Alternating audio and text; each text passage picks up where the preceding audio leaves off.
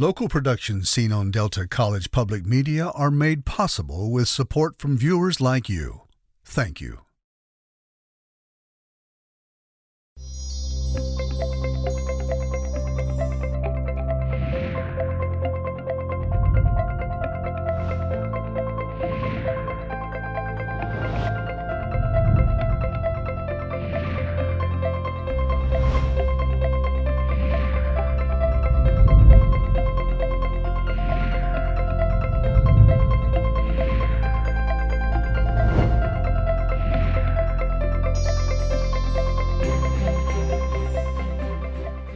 Hello, everyone. Welcome to Junia Doan's The Spark.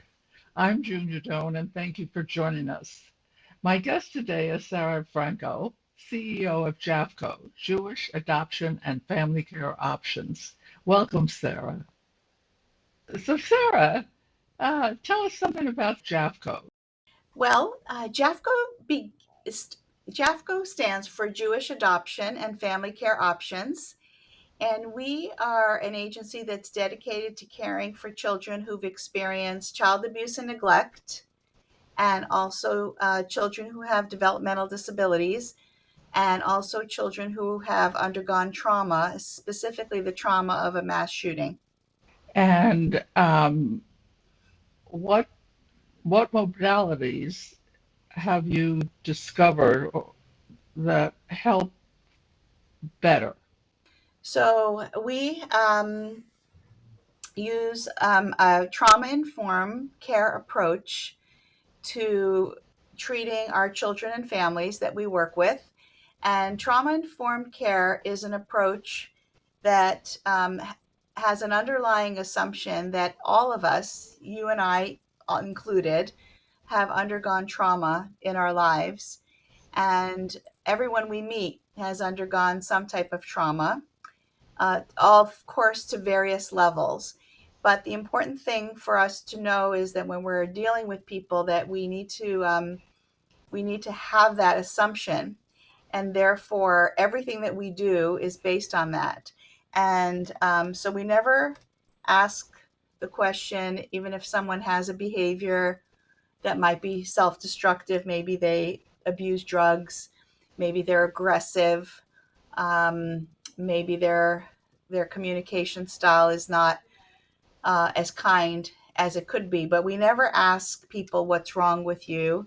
We always ask people what happened to you, and or we at least think that in our heads, and our assumptions have to come from that shift.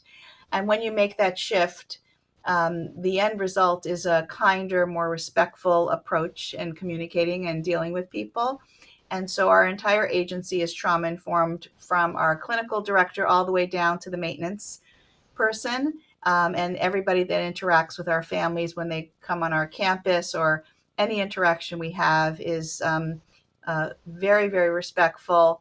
And then, of course, underlying that, we have different clinical modalities that we use with the clients when we're working with them. But overall, the key premise is this trauma-informed approach that we find to be very, very successful. Is empathy part of it?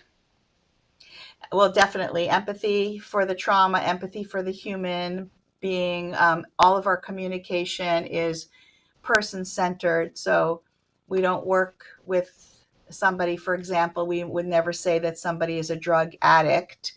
We would say someone who has a substance abuse addiction. So that's different because it's about the person first, and the empathy for them as a human being.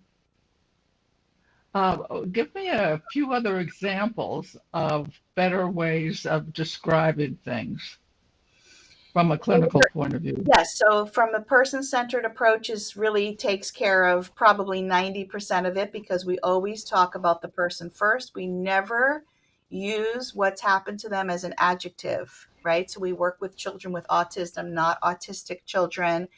Or we say children with autism, with developmental disabilities, a child who's experienced trauma, not a traumatized child, not an abused child, not a neglected child.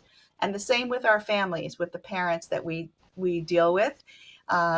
It's often enticing, for lack of a better word, for nonprofits who are out there trying to raise money to villainize some of their clients to make the donors feel like they want to give more and tell stories about parents who are abusive and things like that. And we do tell our story, but we always do it in a respectful manner where we recognize that all of our clients, even those that make mistakes, are human beings first, and the mistakes that they've made, come afterwards. So, and we do definitely care about the empathy for sure that we provide to our clients, 100%. It sounds like by referring to their humanness first, uh, it's it gives them range of choice of future action.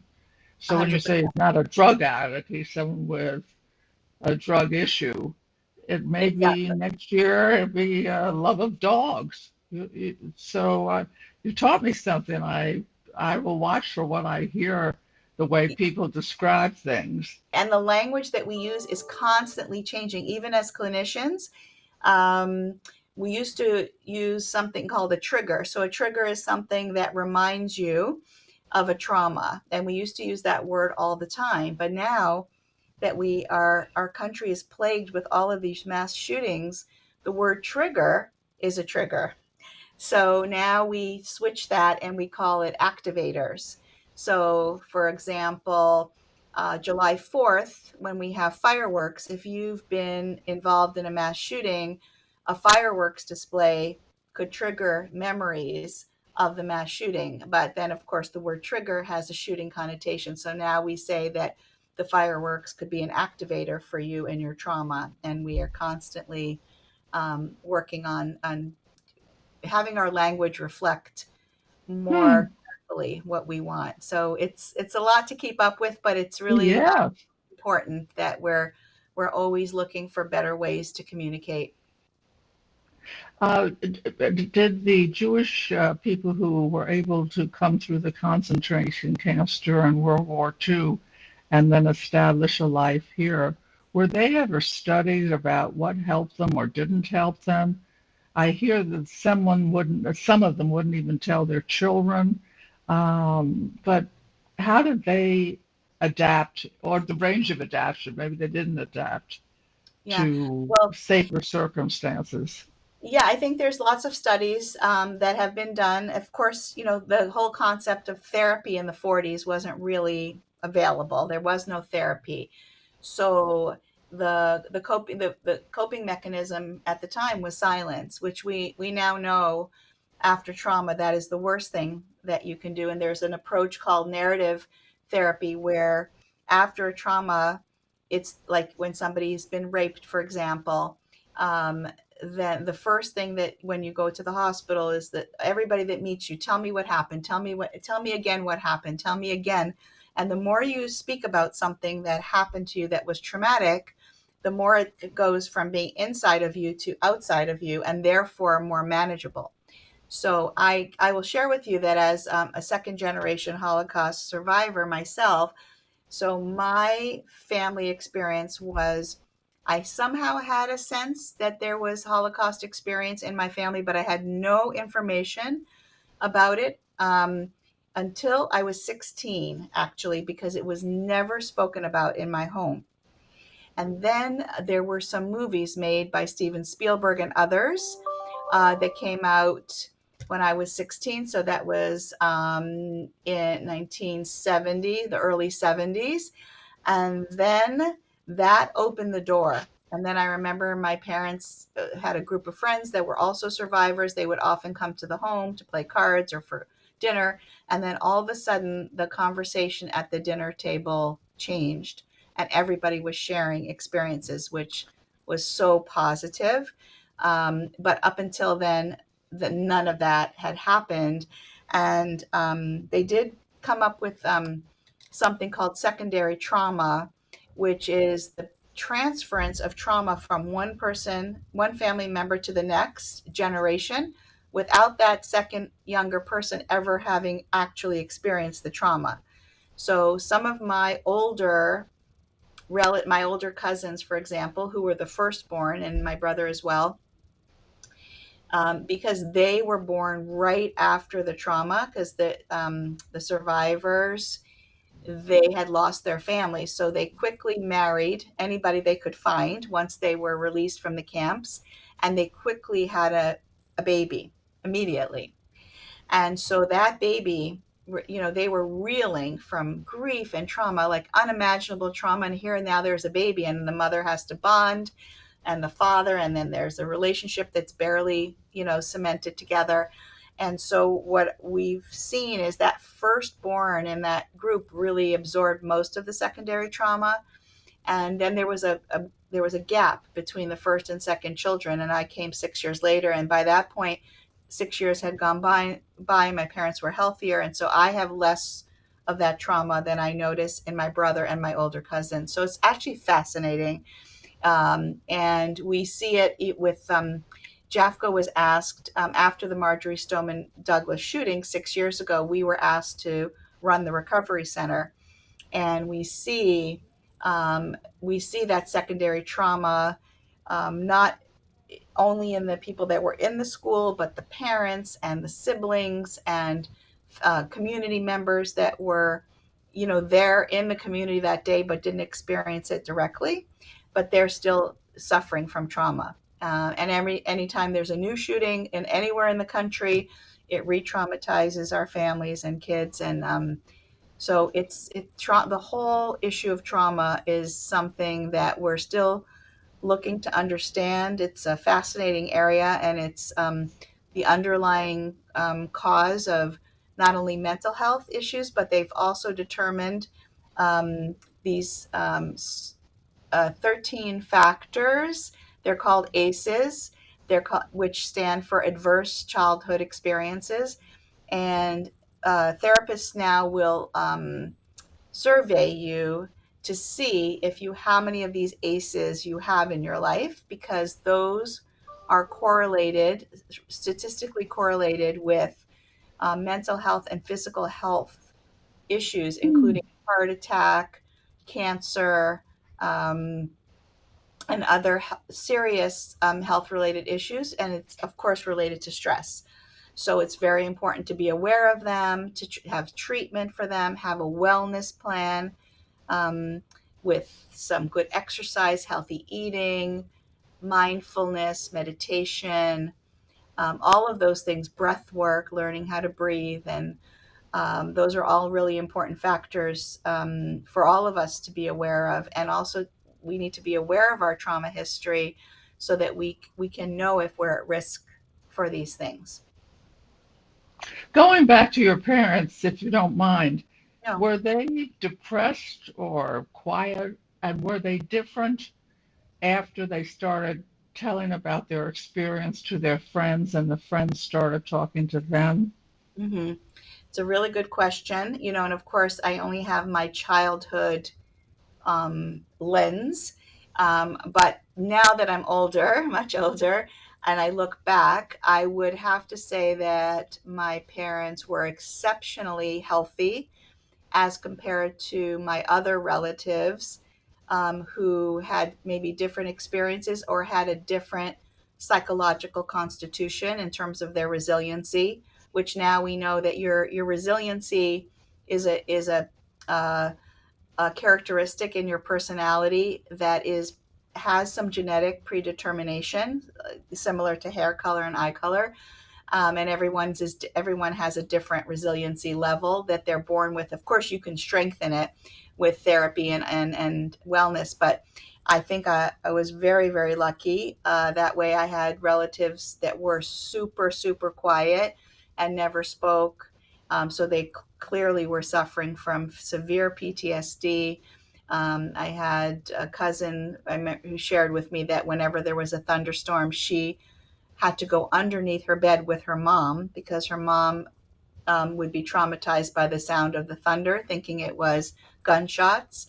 And so I'll share with you one thing that we did as a family that was very strange, and which was whenever there were sirens in the neighborhood, let's say a fire truck or a police car driving by, my entire family ran to the living room window, and we stood in the corner and we peeked out behind the curtain and we turned off all the lights. And I did that growing up thinking it was a normal thing because, of course, as a child, you don't know, right? And then I remember finally my parents were very protective and I wasn't really allowed to go to someone's house by myself till I was much older, but I was about 12 and I was on a play date at a friend's house and I heard a fire engine and I ran to the window and I'm looking at her and her family saying, "Come on, guys, aren't you coming?" And they all stood there frozen looking at me like, what are you doing? And I'm like, it hit me. I'm like, you guys don't go to the window. And they're like, no, because that fire truck is like way in the distance and it's not for us. So that was something that the families did during the war when the soldiers were coming to round up the Jews, and you just waited it out, and that's how you did it. So that was like probably the most bizarre thing. And I've read some books recently written by other second generation people, and there was one lady actually who had that same behavior in her book, and I was like, oh, thank goodness it wasn't just my family. But my father especially, he survived the camps focusing on the kindness of others. So his stories of his he was in Auschwitz and Bergen-Belsen, which were major, major camps. And what he remembers the most from his experience, he said there was dead people everywhere. He said that was the norm. You just stepped over them because if you spent too much time looking down or if you noticed it was a friend and you tried to do something to touch them or move them or cover them up, then you would be shot.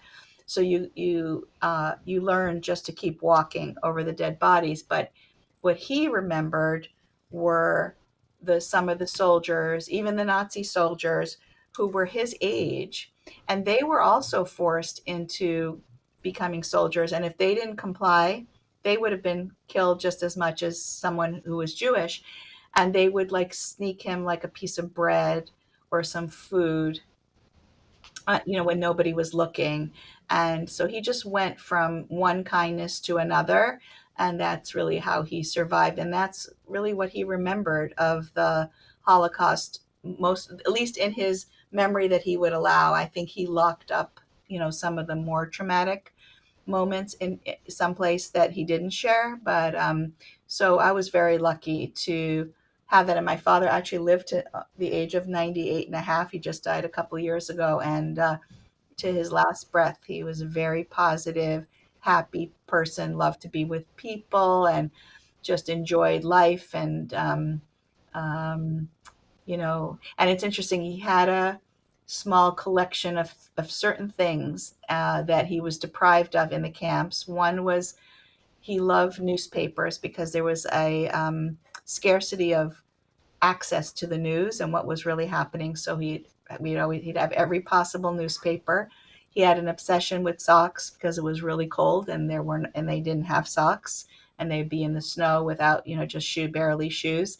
And also wristwatches because he didn't ever have a sense really of what time it was. So whenever the time change or the lights would go out, we'd have to go up to his house and reset 1,000 clocks. But so those are some interesting things that came, from the war. And of course, the whole issue around food was a big thing in my family because there was no food. So we were a relatively lower class family, but we always had an abundance of food, the best food. There was never, like, people would say to me, how much were the peppers or something? And we have no concept of cost for food. My parents never looked at food prices, and I didn't either growing up because, and when people came to our house, we only served the very best and a huge amount of food always, which is definitely part of the Jewish culture in general, but I think that's where it comes from. What do you think your father was teaching you when you heard a siren to run to the living room windows and peek out? What purpose did that serve, according to him? Well, I think it was just like a bit of a safety thing. And not that you would have any choice if the soldiers were coming to your house to take you out of the house. But I don't even know that it was an intentional decision. I think it was a reflexive um, decision, just something that they did just to see, are they coming for me? And just to be quiet and just to watch and to help with the anxiety of how long you need. And also when you saw them leave, then you could relax, maybe turn the lights back on. So I don't even know that it was intentional there. Was it your father that was always looking at the kindnesses and thinking of them? Yes. Um, is that a clue for how uh, people who have suffered trauma can be helped? That if they can recall and identify some sweetness or some kindness in that history, does Yes. that help Yes. at all? And of course, sometimes there isn't any. Like for in the example of the mass shooting, that happened in the course of a few minutes, and there wasn't, there were of course heroes. There's people that fell on top of students and saved their lives, and took a bullet for them and died saving people. So there's always those stories, but in some traumatic situations there really isn't. And during the time, because this, of course, the concentration camp experience was over 4 years, and most traumas are shorter. But what we find with our families, for example, at Eagles Haven, which is our wellness center here in Florida for the Marjorie Stoneman Douglas shooting, is that what the families have done to cope is, without pretty much without exception, each of them has created a charity or some type of a movement or a cause that they have dedicated their life to, that has some connection with their loved one who was murdered.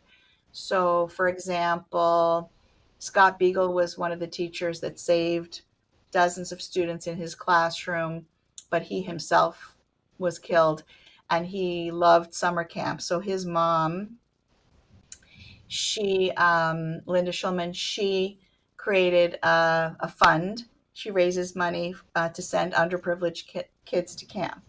And there's other students that love dancing, and so they have their parents and family members have either named a school after them for dancing, or uh, give scholarships for dance classes. So all of those things, and dedicating them to help people who are less privileged, really gives them a sense of control over the trauma that they suffered, and that really does help them in the healing process.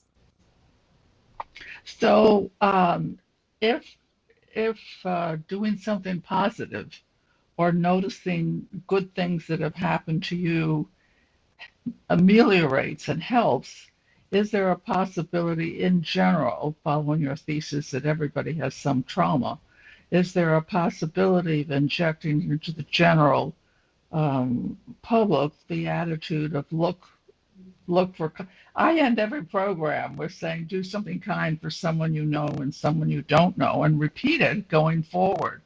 But is there room in the general popular culture to sort of teach some of that appreciation of the kindness or the generosity?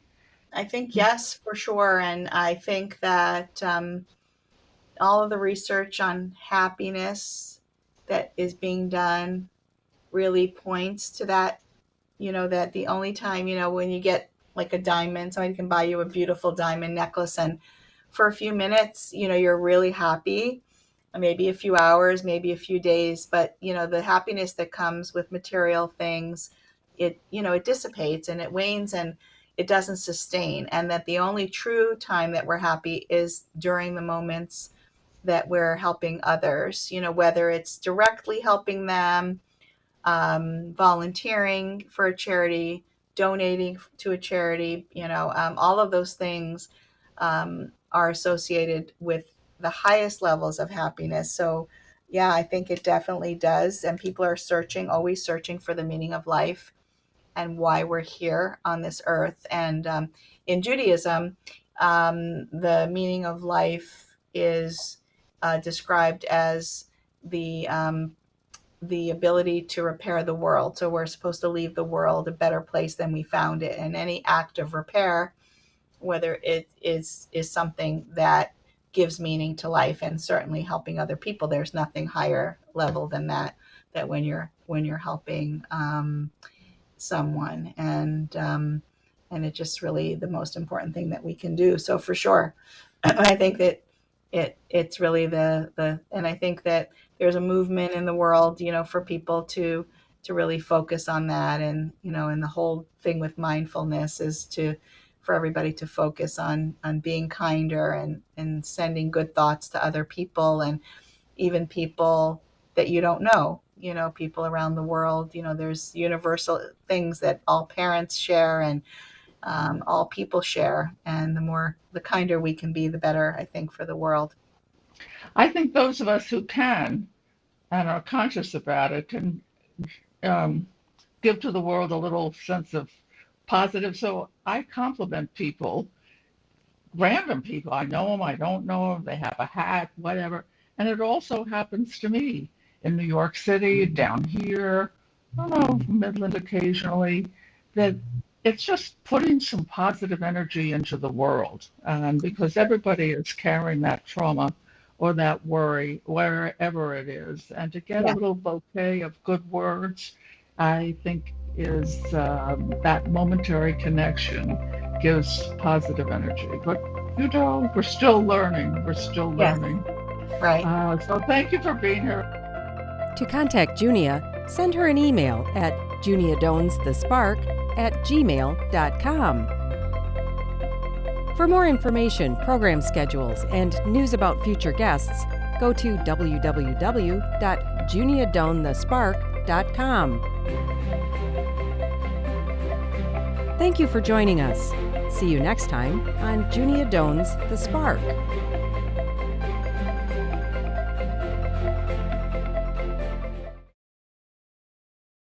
Local productions seen on Delta College Public Media are made possible with support from viewers like you.